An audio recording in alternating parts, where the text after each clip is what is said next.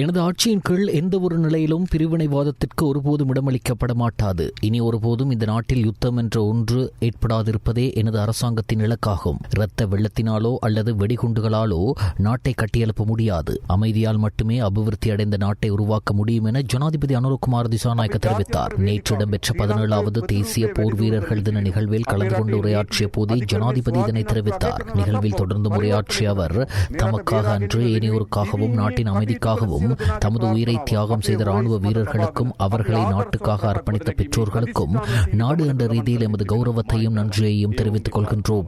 நாட்டின் பாதுகாப்பையும் அமைதியையும் உறுதிப்படுத்துவதற்காகவே ஆயிரக்கணக்கான வீரர்கள் தமது உயிரை தியாகம் செய்தனர். அவர்கள் யுத்தம் செய்தமைக்கான நோக்கம் அமைதியான நாடு, அபிவிருத்தி அடைந்த நாடு மற்றும் உலகில் வெற்றி பெறும் நாடு என்பதாகும். இவை அனைத்தையும் கொண்ட இலங்கையை நானும் எனது அரசாங்கமும் உருவாக்குவோம் என்று உறுதியளிக்கின்றேன். இவற்றில் எந்த ஒரு விடயமும் எக்காரணத்துக்காகவும் கைவிடப்பட மாட்டாது. எவ்வாறாயிருப்பினும் அவர்களது அர்ப்பணிப்பை இவ்வாறு நினைவு கூறல் மாத்திரம் போதாது.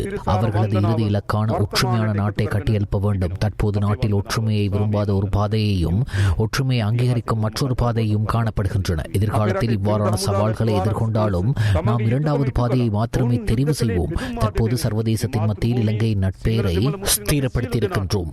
சட்டத்தின் ஆட்சியை மதிக்கும் நாடாக இலங்கையை சர்வதேசத்தால் அங்கீகரிக்க செய்துள்ளோம். இதுவே யுத்தத்தில் உயிர்நீத்த இராணுவத்தினரதும் விருப்பமாகும். எந்த ஒரு சந்தர்ப்பத்திலும் மனித சடலங்களாலும் இரத்த வெள்ளத்தாலும் வெடிகுண்டுகளாலும் நாட்டை கட்டியெழுப்ப முடியாது. அமைதியால் மாத்திரமே அபிவிருத்தி அடைந்த நாட்டை உருவாக்க முடியும். ராணுவ வீரர்கள் பிரிவினைவாதத்துக்கு எதிராகவே போராடினர். மாறாக மக்களுக்கு எதிராகவோ அல்லது குறிப்பிட்ட ஒரு இனத்துக்கு எதிராகவோ அல்ல. வடக்கு மற்றும் தெற்கில் அரசியல் லாபம் தேட முற்பட்டவர்களால் தான் இந்த பேரழிவை நாடு எதிர்கொள்ள நேர்ந்தது. இன்றைய சமூகத்தில் யுத்தம் சரியானதா இல்லையா என்ற விவாதம் ஒன்று காணப்படுகின்றது. ஆனால் எமது விவாதம் இனி ஒருபோதும் இந்த நாட்டில் யுத்தம் என்ற ஒன்று ஏற்படாமல் இருப்பதை உறுதிப்படுத்துவதுடன் எனது ஆட்சியின் கீழ் எந்த ஒரு நிலையிலும் பிரிவினைவாதத்துக்கு ஒருபோதும் இடமளிக்கப்பட மாட்டாது. சகல மக்களதும் உரிமைகள் உறுதிப்படுத்தப்பட்டு சட்டம் அனைவருக்கும் சமமானதாக நடைமுறைப்படுத்தப்பட வேண்டும். எவ்வாறு இருப்பினும் கடந்த காலங்களில் ஜனநாயகத்தை விரும்பாத ஜனநாயக ஆட்சியில் பழக்கப்படாத ஒரு குழுவும் நாட்டில் காணப்படுகின்றது. அவர்களையும் உள்ளடக்கிய சட்டத்தை அனைவருக்கும் சமமாக நடைமுறைப்படுத்துவோம். யுத்தம் கொடுத்த மோசமான அனுபவங்களில் இருந்து இலங்கையை முழுமையாக மீட்க வேண்டும். அதற்காக சகல பிரஜைகளுக்கும் இடையில் ஒற்றுமையை வலுப்படுத்துவதற்கான பாலத்தை நாம் உருவாக்கி கொண்டிருக்கின்றோம். எதிர்கால சந்ததியினருக்காக சிறந்த நாட்டை கட்டியெழுப்புவதற்கான யுத்தத்தை தற்போது எதிர்கொண்டுள்ளோம். அதில் நாம் வெற்றி பெற வேண்டும் என்று ஜனாதிபதி அனுரகுமார திசாநாயக்க தெரிவித்தார்.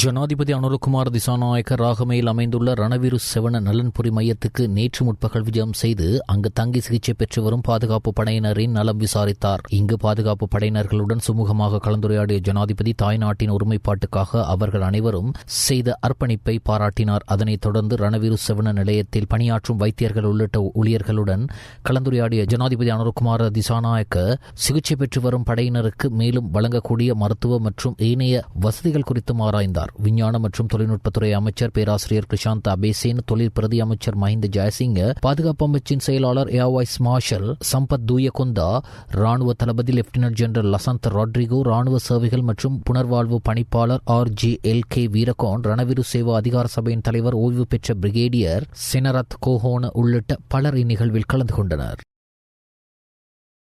போதைப்பொருள் அச்சுறுத்தலை ஒழிப்பதற்கான முழு நாடுமே ஒன்றாக தேசிய செயற்பாட்டு சபை பொதுமக்கள் பாதுகாப்பு மற்றும் பாராளுமன்ற அலுவலர்கள் அமைச்சர் ஆனந்த விஜயபாலவின் தலைமையில் நேற்று முற்பகல் ஜனாதிபதி அலுவலகத்தில் கூடியது. கைது செய்யப்படும் போதைப் பொருட்களை தாமதமின்றி அளிப்பதற்கு தேவையான சட்ட திருத்தங்கள் குறித்து இங்கு விசேடமாக கவனம் செலுத்தப்பட்டதுடன் அந்த சட்ட திருத்தங்களின் இறுதி கட்டத்தை விரைவாக நிறைவு செய்வதற்கும் கவனம் செலுத்தப்பட்டது. இதன்போது சட்ட திருத்தத்திற்காக அமைச்சரவையினால் நியமிக்கப்பட்ட குழுவில் முன்மொழியப்பட்ட சட்ட திருத்தங்கள் மற்றும் அதன் சட்ட கட்டமைப்பு குறித்தும் தேசிய சபையின் முன்னிலையில் விளக்கமளிக்கப்பட்டது. கைப்பற்றப்படும் போதைப் பொருட்களை தாமதமின்றி அளிப்பதன் அவசியம் குறித்தும் அது தொடர்பான தேசிய சபையின் கருத்துக்கள் மற்றும் முன்மொழிவுகளும் இதன்போது முன்வைக்கப்பட்டன. ஜனாதிபதியின் செயலாளர் கலாநிதி நந்திக சனத்குமார் நாயக்கவுக்கும் பௌத்தாலோக விசாக் குழுவின் பிரதிநிதிகளுக்கும் இடையிலான கலந்துரையாடல் நேற்று முன்தினம் ஜனாதிபதி அலுவலகத்தில் நடைபெற்றது. இம்முறை விசாக் விழாவை முன்னிட்டு 25வது முறையாக ஏற்பாடு செய்யப்படும் பௌத்தாலோக விசாக் வலயம் பௌத்தாலோக மாவட்டத்தை மையமாக கொண்டு மே மாதம் 30ஆம் தேதி முதல் ஜூன் மாதம் 1ஆம் தேதி வரை நடைபெறவுள்ளது.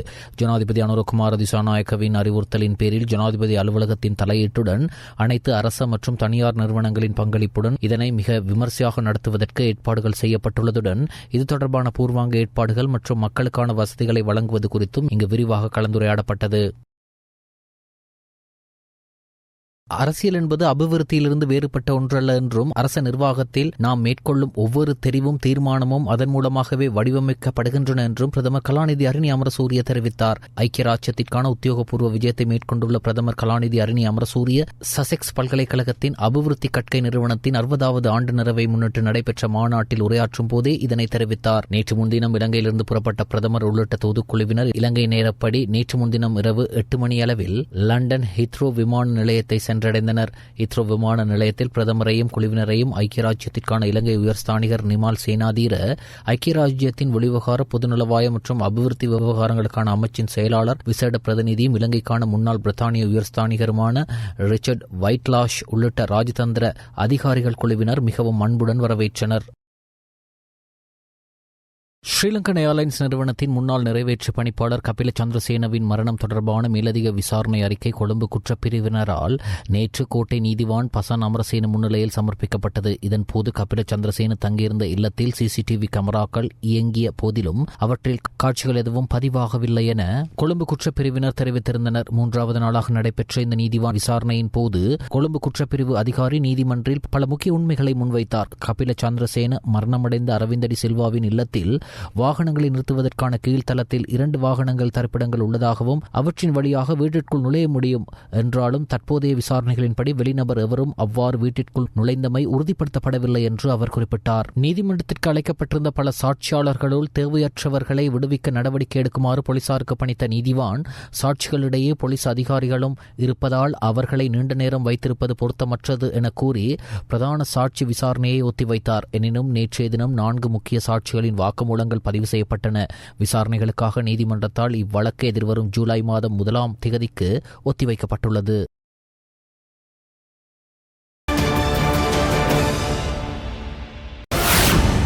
அமெரிக்க டாலருக்கு நிகரான இலங்கை ரூபாயின் வீழ்ச்சியை வரும் நாட்களில் கட்டுப்படுத்த முடியும் என அமைச்சர் விஜித் ஹேரத் தெரிவித்தார். நேற்று நடைபெற்ற அமைச்சரவை முடிவுகளை அறிவிக்கும் ஊடகவியலாளர் சந்திப்பில் கலந்து கொண்டு கருத்து தெரிவிக்கும் போதே அமைச்சர் இதனை குறிப்பிட்டார். எதிர்காலத்தில் சர்வதேச நாணய நிதியம் மற்றும் உலக வங்கியிடமிருந்து கணிசமான அளவு டாலர்கள் நாட்டிற்குள் வரவிருப்பதாலும் இறக்குமதிகளை கட்டுப்படுத்துவதன் மூலமும் இந்த நிலைமையை அரசாங்கத்தால் மேலாண்மை செய்ய முடியும் என்றும் அவர் கூறினார். டாலருக்கு நிகரான ரூபாயின் வீழ்ச்சி காரணமாக எதிர்காலத்தில் இறக்குமதி செய்யப்படும் பொருட்களின் விலைகள் வேகமாக உயரக்கூடும் என்பதால் ஒட்டுமொத்த பொருளாதாரத்திலும் பொருட்களின் விலைகள் அதிகரிக்கும் அபாயம் குறித்து அரசாங்கம் எடுக்கவுள்ள நடவடிக்கைகள் குறித்து எழுப்பப்பட்ட கேள்விக்கு பதிலளிக்கும் போதே அமைச்சர் இதனை தெரிவித்தார். 2026ஆம் ஆண்டின் முதல் 6 மாத கால பகுதிக்குள் தற்போதைய நீர் கட்டணத்தை எவ்வித திருத்தங்களும் இன்றி அவ்வாறே பேணி செல்வதற்கு அமைச்சரவை அங்கீகாரம் வழங்கியுள்ளது. வீடமைப்பு நிர்மாணத்துறை மற்றும் நீர்வளங்கள் அமைச்சரினால் சமர்ப்பிக்கப்பட்ட இதற்கான முன்மொழிவுக்கு அமைச்சரவை அங்கீகாரம் வழங்கியுள்ளது. 2024 ஜூலை 15ஆம் தேதி அன்று நடைபெற்ற அமைச்சரவை கூட்டத்தில் அங்கீகரிக்கப்பட்ட நீர் கட்டண சூத்திரத்திற்கு அமைய பிரதான செலவு காரணங்களில் ஏற்படும் மாற்றங்களை கருத்தில் கொண்டு நீர் விற்பனைக்கான அலகு செலவு அரையாண்டுக்கு ஒரு முறை மீளாய்வு செய்யப்பட வேண்டும். 2025ஆம் ஆண்டுக்காக தேசிய நீர்வளங்கள் மற்றும் வடிகாலமைப்பு சபையின் நிதி அறிக்கைக்கமைய மேற்கொள்ளப்பட்ட பகுப்பாய்வின்படி தற்போதைய நீர் கட்டணத்தின் மூலம் முழுமையான செயற்பாட்டு செலவுகளை ஈடு செய்ய முடியும் என்பது உறுதி செய்யப்பட்டுள்ளது. எனவே 2026ஆம் ஆண்டின் முதல் 6 மாதங்களுக்குள் நீர் விற்பனைக்கான அலகு செலவை அதிகரிக்காமல் அதே மட்டத்தில் பேணிச் செல்வதற்கு தேசிய நீர்வளங்கள் மற்றும் வடிகாலமைப்பு சபையின் பணிப்பாளர் சபை தீர்மானித்துள்ளது. அதற்கமை 2026ஆம் ஆண்டின் முதல் 6 மாத கால பகுதியில் தற்போதைய நீர் கட்டணத்தை எவ்வித மாற்றமும் இன்றி தொடர்ந்தும் பேணி செல்வதற்கு வீடமைப்பு நிர்மாணத்துறை மற்றும் நீர்வளங்கள் அமைச்சரினால் சமர்ப்பிக்கப்பட்ட முன்மொழிவுக்கு அமைச்சரவையின் உடன்பாடு வழங்கப்பட்டுள்ளது. நாட்டின் எந்த ஒரு பிரஜைக்கும் போலீசாரின் பணிகளுக்கு இடையூறு விளைவிப்பதற்கான உரிமை இல்லை. போலீசாருக்கு இடையூறு விளைவி அநாகரிகமாக நடந்து கொண்ட விமல் வீரவன்சவுக்கு எதிராக நீதிமன்றத்தின் ஊடாக சட்ட ரீதியான நடவடிக்கை எடுக்கப்படும். அவர் இவ்வாறான சர்ச்சைகளை ஏற்படுத்தி கார்ட்போர்ட் மாவீரனாக முயற்சிக்கின்றார் என பதில் அமைச்சரவை பேச்சாளர் அமைச்சர் விஜித் ஹேரத் சாடினார். அமைச்சரவை தீர்மானங்களை அறிவிக்கும் வாராந்த ஊடகவியலாளர் மாநாடு நேற்று செவ்வாய்க்கிழமை கொழும்பில் உள்ள அரசாங்க தகவல் திணைக்களத்தில் இடம்பெற்ற போதே அவர் இதனை தெரிவித்தார். වෙලාවේ පොලිසිය අය ඊට අමතරව වෙනත් අයට දේශපාලන අධිකාරී කාටවත් ආරාධනා කළා නැහැ. உலக சுகாதார அமைப்பின் 79வது உலக சுகாதார பேரவை கூட்டத்தொடர் நேற்று முன்தினம் சுவிட்சர்லாந்தின் ஜெனீவாவில் உள்ள சுகாதார அமைப்பின் தலைமையகத்தில் ஆரம்பமானது. உலக சுகாதார அமைப்பின் தெற்கு மற்றும் தென்கிழக்கு ஆசிய பிராந்திய கூட்டத்தொடரின் தலைவர் என்ற ரீதியிலும் இலங்கை சுகாதார அமைச்சர் என்ற ரீதியிலும் வைத்தியர் நலிந்த ஜெயதிச இந்த வருட பேரவையின் இலங்கையை பிரதிநிதித்துவப்படுத்துகிறார். இதற்கமைய சுகாதார மற்றும் ஊடகத்துறை அமைச்சர் வைத்தியர் நலிந்த ஜெயதிச நேற்று 79வது உலக சுகாதார பேரவையில் உரையாற்றினார். உலக சுகாதார அமைப்பின் தலைமை இயக்குனர் வைத்தியர் டெட்ரோஸ் அதானோம் கெப்ரேயஸ் உலக சுகாதார பேரவையை அதிகாரப்பூர்வமாக ஆரம்பித்து வைத்ததுடன் இந்த நிகழ்வில் 194 உறுப்பு நாடுகளின் சுகாதார அமைச்சர்கள், ராஜதந்திரிகள் உள்ளிட்ட பிரதிநிதிகள் குழுவினர் கலந்து கொண்டுள்ளனர். இந்த வருடம் பேரவையின் கருப்பொருள் ஒன் வேர்ல்ட் ஒன் ஹெல்த் என்பதாகும். இந்த கருப்பொருளின் கீழ் உலகளாவிய சுகாதார சவால்கள், புற்றுநோய்களுக்கான தயார் நிலை மற்றும் உலகளாவிய சுகாதார காப்பீடு குறித்து பல விவாதங்கள், பயிலரங்குகள், அமர்வுகள் மற்றும் விரிவுரைகள் நடத்தப்படவுள்ளன. தாயிடமிருந்து குழந்தைக்கு HIV மற்றும் சிபிலிஸ் பரவுவதை பொது சுகாதார பிரச்சினையாக இல்லாத அளவிற்கு பாரிய அளவில் குறைத்து அதனை தொடர்ச்சியாக பேணி வந்தமைக்காக உலக சுகாதார அமைப்பு இலங்கைக்கு விசேட பாராட்டு சான்றிதழை வழங்கியுள்ளது. இந்த பாராட்டு சான்றிதழ் சுவிட்சர்லாந்தின் ஜெனீவாவில் நடைபெறும் 79வது உலக சுகாதார பேரவை கூட்டத்தொடரில் வைத்து இலங்கையிடம் நேற்று கையளிக்கப்பட்டுள்ளது. உலக சுகாதார அமைப்பின் தரநிலைகள் மற்றும் உலகளாவிய ஆலோசனை குழுவின் பரிந்துரைகளுக்கு இணங்க தாயிடமிருந்து குழந்தைக்கு HIV மற்றும் சிபிலிஸ் பரவுவதை கட்டுப்படுத்துவதில் இலங்கை அடைந்துள்ள முன்னேற்றத்தை பாராட்டும் வகையிலேயே இந்த விருது வழங்கப்பட்டுள்ளது. உலக சுகாதார அமைப்பின் தலைமை இயக்குனர் வைத்தியர் டெட்ரோஸ் அதானோம் கெப்ரேயஸ் அவர்களினால் இந்த பாராட்டு சான்றிதழ் சுகாதார மற்றும் ஊடகத்துறை அமைச்சர் வைத்தியர் நலிந்த ஜெயதிசவிடம் அதிகாரப்பூர்வமாக வழங்கப்பட்டது. கொங்கோ ஜனநாயக குடியரசில் எபோலா வைரஸ் தொற்றால் உயிரிழந்தவர்களின் தொகை 131 உயர்ந்துள்ளது எனவும் இதுவரை 513 பேருக்கு இந்த வைரஸ் தொற்று ஏற்பட்டுள்ளதாக சந்தேகிக்கப்படுவதாகவும் அந்நாட்டு சுகாதார அமைச்சு நேற்று செவ்வாய்க்கிழமை அறிவித்துள்ளது. மேற்படி வைரஸ் தொற்று குறித்து சர்வதேச சுகாதார அவசரகால நிலைமை ஒன்றை பிரகடனப்படுத்தியுள்ள உலக சுகாதார ஸ்தாபனம் இந்த வைரஸானது ஏற்கனவே மதிப்பிடப்பட்டதிலும் மிக வேகமாக பரவி வருவதாக எச்சரித்துள்ளது. இந்நிலையில் அந்த ஸ்தாபனம் இது தொடர்பில் நேற்று செவ்வாய்க்கிழமை அவசர கூட்டம் ஒன்றை கூட்டியுள்ளது. இந்த கூட்டத்தில் பங்கேற்கும் சர்வதேச நிபுணர்கள் உலக சுகாதார ஸ்தாபனத்தின் பணிப்பாளர் நாயகம் மெட்ரோஸ் எத்தனோம் கப்ரியேஸுக்கு இந்த வைரஸ் தொற்று தொடர்பில் தொழில்நுட்ப ஆலோசனைகள் மற்றும் பரிந்துரைகளை வழங்க உள்ளதாக மேற்படி கூட்டத்திற்கு முன்னர் வெளியான தகவல்கள் தெரிவிக்கின்றன. குறிப்பாக இதன்போது இந்த வைரஸ் தொற்றுக்கான தடுப்பூசி மருந்தை கண்டறிவதன் சாத்தியம் குறித்தும் ஆராயப்பட உள்ளதாக கூறப்படுகிறது. 2 நாள் உத்தியோகபூர்வ விஜயத்தை மேற்கொண்டு ரஷ்ய ஜனாதிபதி விளாடிமிர் புட்டின் சீனாவின் பீஜிங் நகரை சென்றடைந்துள்ளதாக வெளிநாட்டு ஊடகங்கள் செய்தி வெளியிட்டுள்ளன. இந்த விஜயத்தின் போது அவர் சீன ஜனாதிபதி ஷி ஜின்பிங்கை சந்தித்து இருதரப்பு பேச்சுவார்த்தைகளை நடத்த உள்ளதாக குறிப்பிடப்பட்டுள்ளது. ரஷ்ய ஜனாதிபதியின் இந்த விஜயத்தை முன்னிட்டு பீஜிங் நகரின் பாதுகாப்பு பலப்படுத்தப்பட்டிருப்பதாக தெரிவிக்கப்படுகிறது. அமெரிக்க ஜனாதிபதி ட்ரம்ப் தனது சீன விஜயத்தை நிறைவு செய்து ஒரு வாரம் நிறைவடைவதற்குள் இந்த ராஜதந்திர விஜயம் ஏற்பாடு செய்யப்பட்டுள்ளமை குறிப்பிடத்தக்கது.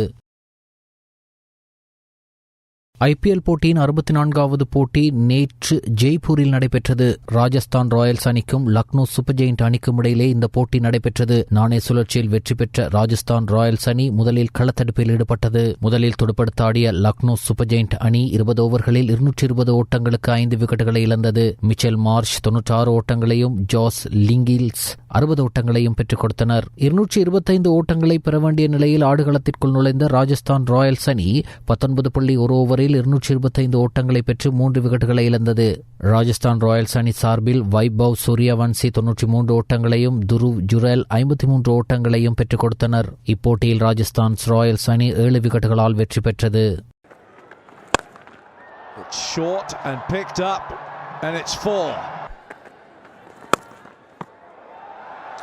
Carves it through backward a point. It's just over. Suryavanshi for a moment there. Tough. Oh, flying blade. Up and over. Thick edge, one bounce into the advertising, you know it. Got all of it, Answer. Way back.